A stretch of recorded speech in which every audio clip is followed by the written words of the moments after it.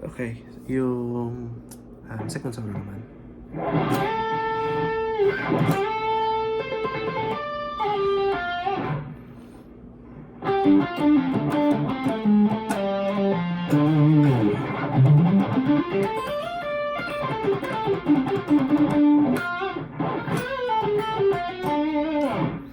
Something like that.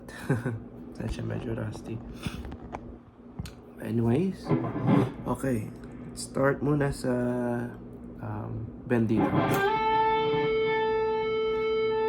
Hold mo tong bend habang magka-tapping itong daliri mo dito. 3 frets. And then 3 ulit na tap and then pull on. Pull off. So, ganun. Isa ba?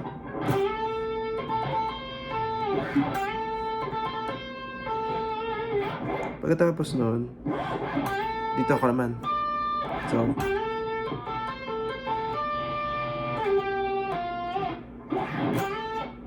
sorry. Ano siya? Anyways, slower. Then, pull off. Ito bababa siya. But while it's going down, slide mo siya.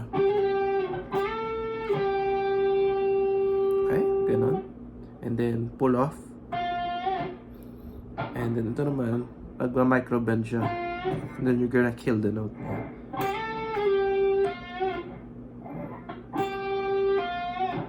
Ganun. So,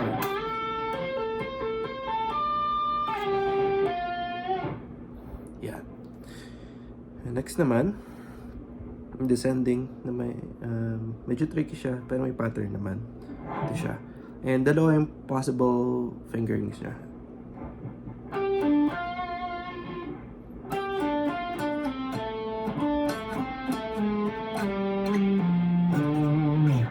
So first is pwedeng separate yung fingers or pwede mong gawin yung ito. Sorry. Pwedeng ganun. So, pero for this demonstration, gagamitin ko yung lahat ng fingers para mas malinaw siya. Maalam yung notes. So, ito.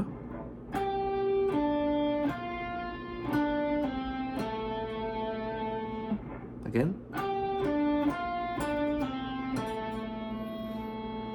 Next nun,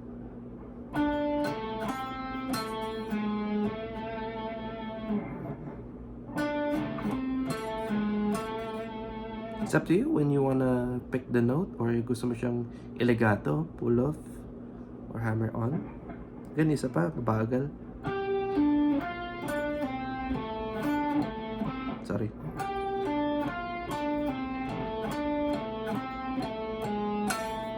Ito, para mas added bluesiness. Okay? And then, slide down. Then, mabilis na slide. Babalik rin. Then, pull off. Sorry. Ito, magba-micro bend. Then, balik sa root.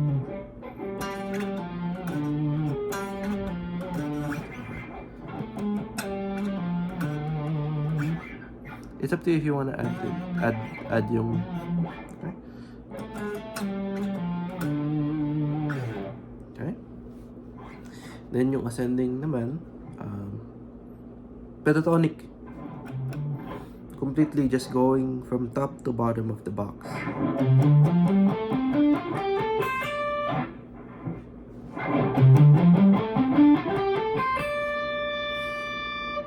Then to end it, mag-slide ka. Yeah, before going to the next pentatonic one. It's up to you rin kung gusto mo siyang i-pick or i-hammer on. Sa dapat. Ganun. Pero ano kasi siya mas prepare ko yung pick. Medyo mahirap lang siya pero with practice makukuha siya. Iba kasi turog mas aggressive siya, mas may texture. Sa daw. Iba yung turog. Diba? So, Isa pa. Ganun dapat siya. Pero bibilisan mo lang siya. Next. After ng sunod na from the last note naman siya. Descending na sixes. Descending sixes. So, starting from the very bottom of this ng box. Yan, sunod. Then, sunod. Instead na bumalik pa siya dito, i-hit mo na lang siya dito. Diba?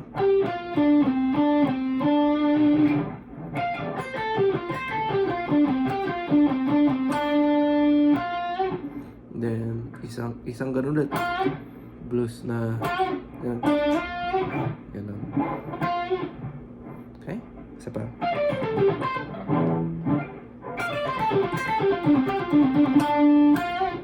Yan na. Pero mas mabagal.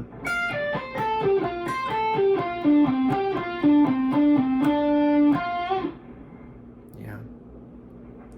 At yung final phrase.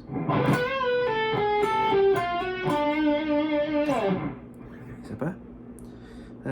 Breakdown. Bend. Sa bababa, let go. Pull off.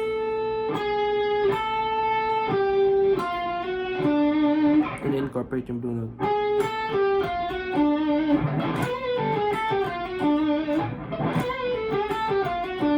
Pwede rin siya, ano pa. Kaya mong ganon, para may iba yung flavor. Then, ano, mabilis na vibrato sa ano. Okay? Yun. Okay. Buuin na lang natin. Actually, sige, isang buo na bagal.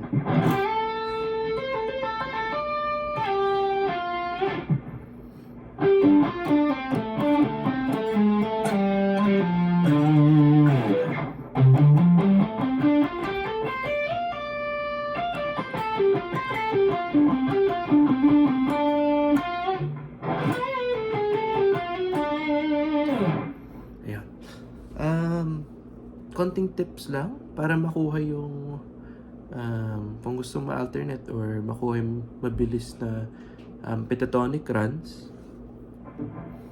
Start from slow, and kung let's say di ka makalagpas ng certain speed, di mo siya malagpasan, pwede incorporate mo yung bursting, like instead na gradually increasing the tempo, like diba, ibilisan mo instead na itutuloy mo yung buong phrase ay buong scale run, try mo siya i-burst.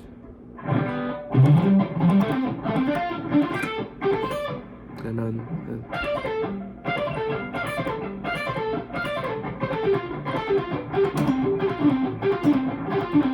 Ganon.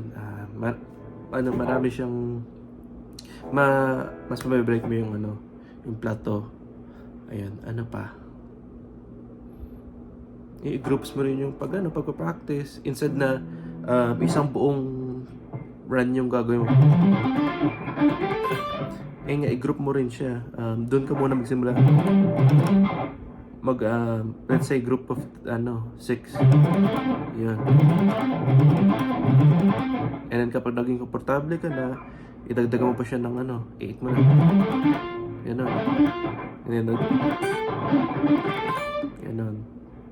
At pero kung di mo pa siya makuha, kahit 2 notes lang, okay yan.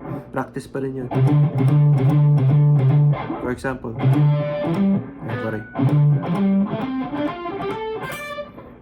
ka rin, nag-i-improve ka pa rin nun.